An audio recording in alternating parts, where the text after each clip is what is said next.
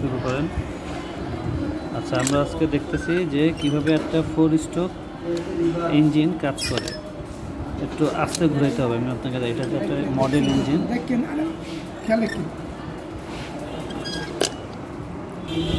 সিলিন্ডারের ভিতরে যেটা থাকে এটা হচ্ছে উপরে যে জিনিসটা দেখা যাচ্ছে এটা হচ্ছে ইনটেক ভালভ। এটা হচ্ছে ইনটেক ভালভ। আর এর ভিতরে যেটা দেখা যাচ্ছে এটা হচ্ছে অ্যাডজাস্ট ভালভ। আর এখানে যেটা দেখা যাচ্ছে যে সাদা অংশ এটা হচ্ছে স্পার্ক প্লাগ। আর এই যে যেটা এখানে আপ ডাউন করবে এই যে লোহার যে অংশটা এটা হচ্ছে পিস্টন।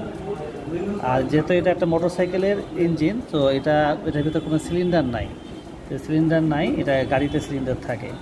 তো এটা হচ্ছে বেসিক্যালি একটা 4 স্ট্রোক ইঞ্জিন। তো 4 স্ট্রোক ইঞ্জিনটা যেই ফাংশন সেটা হচ্ছে এই যে লোহার যে অংশটা এটা 4 বার ওঠানামা করলে আপনার একটা শক্তি উৎপাদন হয়। তো এই যে জায়গাটা এই জায়গাটার নাম হচ্ছে সুইফট ভলিউম। এই এতটুকু যে জায়গাটা এই জায়গাটার নাম হচ্ছে সুইফট ভলিউম। এবং এই জিনিসটা উপরে আসবে, আমি একটু দেখাই উপরে নিয়ে। ইনটেক ভালভ খুলে গেল।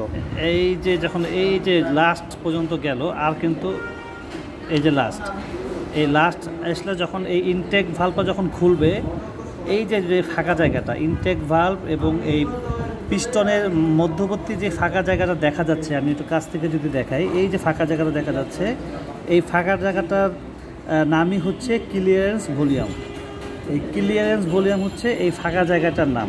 আর এই ফাঁকা জায়গা থেকে এই যে টোটাল যে জায়গাটা দেখতে পাচ্ছি আমরা, এই এতটুকু জায়গা, এটার নাম হচ্ছে সুইফট ভলিউম। এই সুইফট ভলিউম এবং এই ক্লিয়ারেন্স ভলিউম যোগ করলে আমরা টোটাল ভলিউম পাবো। আর যদি এই ক্লিয়ারেন্স ভলিউম বের করতে চাই তাহলে এই সুইফট ভলিউম থেকে ক্লিয়ারেন্স ভলিউমের যেই অংশটা এটা যদি আমরা বাদ দেই তাহলে আমরা টোটাল ভলিউম না, ক্লিয়ারেন্স ভলিউম পাবো।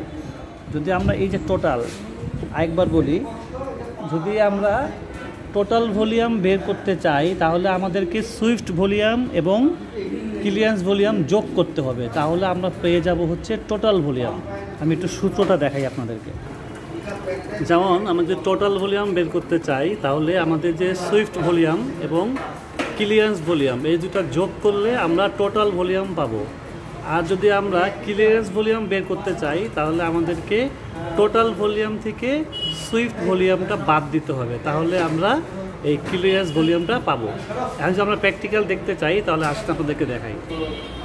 এই যে জিনিসটা দেখতে পাচ্ছেন, এই যে ক্লিয়ারেন্স ভলিউমের যে জায়গাটা এবং এই যে সুইফট ভলিউমের যে জায়গাটা, এই টোটালটা যদি যোগ করি তাহলে আমরা টোটাল ভলিউম পাবো।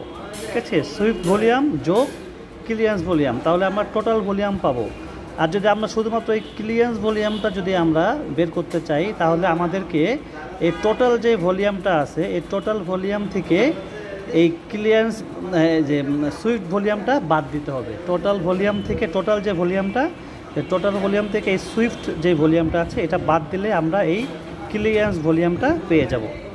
আচ্ছা, এখন আমরা দেখব যে এটার যে 4 স্ট্রোক ইঞ্জিন কীভাবে কাজ করে।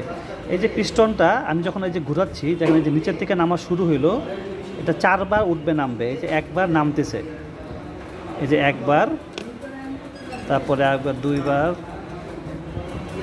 3 বার, এই যে 4 বার যখন এটা যাচ্ছে তখনই এই যে দেখেন নিচে যে অ্যাডজাস্ট ভালভ, এই অ্যাডজাস্ট ভালভটা ফায়ার করলো। মানে এখন এখান থেকে যে শক্তিটা বা তাপ শক্তি উৎপাদন হয়ে যে যান্ত্রিক শক্তিটা যেটা আমরা পেয়েছি সেটা এখন এই অ্যাডজাস্ট ভালভের মাধ্যমে আউট হয়ে গেল। এরপরে আবার যখন এটা নিচের দিকে নামবে তখন দেখতে পাবেন যে ইনটেক ভালভটা কিন্তু ওপেন হচ্ছে। এই ইনটেক ভালভ যখন ওপেন হবে তখন ইনটেক ভালভের মাধ্যমে এই যে ভ্যাকুয়াম যে জায়গাটা আছে এখানে বাতাস প্রবেশ করতেছে। বাতাস প্রবেশ করার মাধ্যমে আবার পিস্টনটা নিচে নামতেছে এবং ইনটেক ভালভটা আবার বন্ধ হয়ে গেল। বন্ধ হয়ে যাওয়ার পরে আবার যখন পিস্টনটা এরকম 4 বার ওঠানামা করে শক্তি উৎপাদন করবে, এই যে 1, 2, 3, এই যে দেখেন এই 4 বারের সময় কিন্তু এই যে অ্যাডজাস্ট ভালভটা কিন্তু ওপেন হয়েছে, আপনি দেখতে পাচ্ছেন। এই পিস্টনটা উপরে উঠবে আর অ্যাডজাস্ট ভালভটা আবার বন্ধ হয়ে যাবে, তো শব্দ পাবেন। এই যে অ্যাডজাস্ট ভালভটা বন্ধ হয়ে গেল। তো এইভাবে বেসিক্যালি আমাদের 4 স্ট্রোক ইঞ্জিনটা কাজ করে এবং অ্যাডজাস্ট ভালভটা এভাবে কাজ করে। সবাই ধন্যবাদ।